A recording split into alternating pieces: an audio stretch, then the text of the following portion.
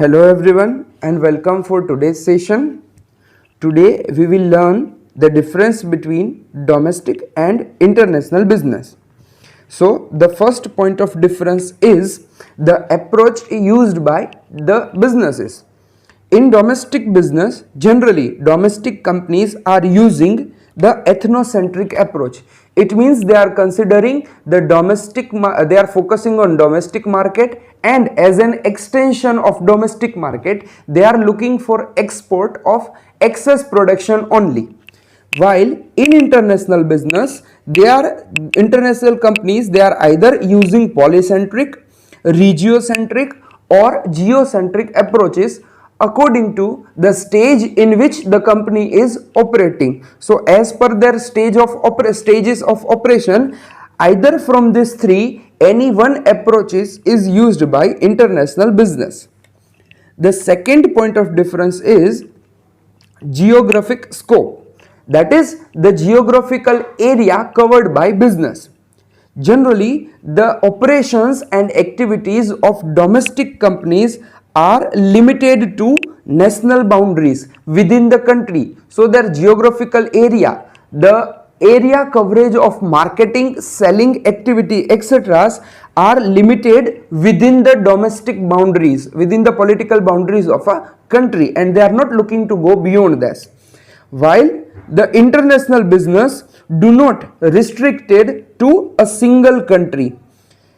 Minimum their operations area, their marketing activities are not limited to single country, either minimum 2 and more than any number of countries. They are doing their marketing, production, selling, etc. operational activities in multiple countries, more than one countries.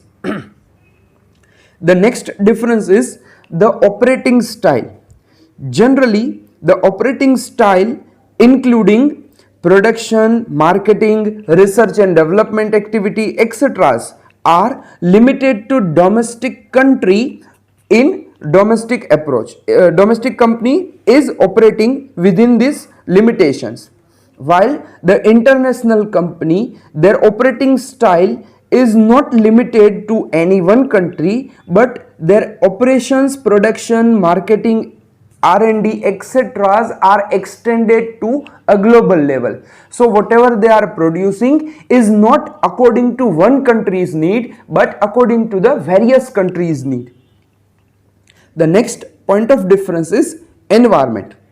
Generally, the company involved in domestic business, they mostly analyze and scan the domestic environment only, because their business activities and operating style, approaches, everything is limited to domestic market only. While the international company need to analyze and scan the relevant environment of country in which they are operating. So if an international business is operating, say for example in 3 countries, then they need to analyze the environment of all 3 countries regarding the operating style, the approaches, the market need, the demand, etc. So in all the countries in which the business is operating, they need to scan and analyze the environment of all those countries. The next point of difference is tariff. Tariff are the various type of taxes levied on the international transaction of goods, that is imports and export. So generally in a domestic company do not directly and significantly influenced by such kind of various taxes. Generally this tariff include export duty, import duty, custom duty, excise duty, etc. So domestic company which is operating within the national boundaries do not directly affected by such goods, but yes, they may affected indirectly by all such taxes, but directly and a significant impact of such changes, such tariff changes will not be seen on those companies. While in case of international company, a different company different countries has different tariff rates, and that is why such companies which are involved in international business are directly and significantly affected by such tariff changes imposed by various countries. The next point of difference is quotas. Quotas are quantitative restriction imposed by any country on import or export of goods. So domestic company, they do not, again they are not directly and significantly affected or influenced by such quota, because generally within the countries no such kind of quotas are implemented. The goods are freely movable from one place to another place, from one state or city to another state and city, and there are no any restriction of quantity in domestic business. While in international business, if the country has imposed any kind of quantitative restriction, then such international businesses are directly as well as significantly affected by such changes. Generally, government is imposing tariff and quotas to protect the domestic market from import or export of the goods, and hence any international business, any companies involved in international businesses, they are directly and significantly affected by both tariff as well as quotas. The next point is foreign exchange rate. Fluctuation in currency with the other country's currency are generally directly and significantly do not affect to operations of domestic business. However, there are many indirect impact of such changes on business, but still they directly visible effect is not there on such domestic companies. While if any kind of fluctuation arise in any one currency with the other foreign currencies, then international businesses are directly as well as significantly affected by such changes. The next is culture. Generally, a domestic business is largely affected by the domestic culture only. It means if any company is working only in India, then they are affected by the culture of India only, the social requirement, the need of the people within the India only. While the international companies which are operating in many countries are affected by the culture of various countries in which they are operating. The next point is import-export procedures. Generally, domestic business are not affected by any kind of changes in import and export procedure, as they are not directly or significantly involved in such activities.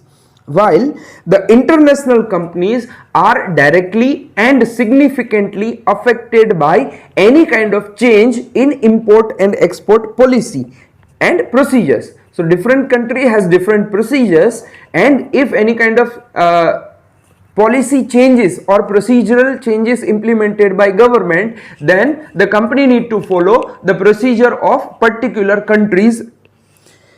The next is human resource.